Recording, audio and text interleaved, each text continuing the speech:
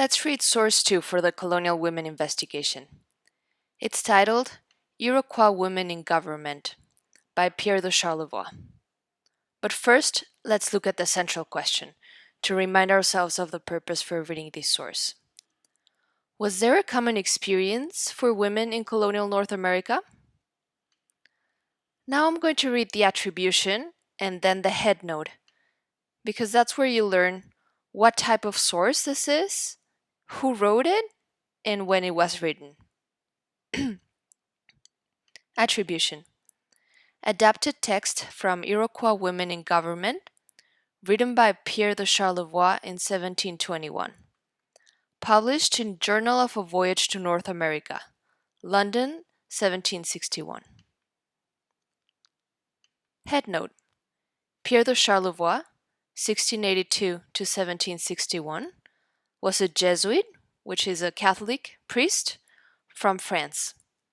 He traveled from Canada to the Gulf of Mexico. The Jesuits believed they should try to change other people's religions in North America.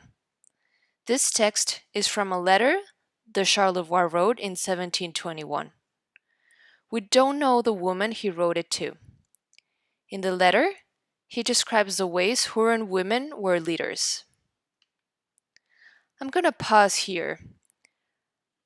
Take a moment to respond to these questions in your packet about the headnote and attribution.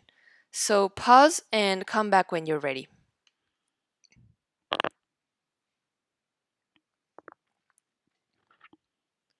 Okay, I'm going to read the source.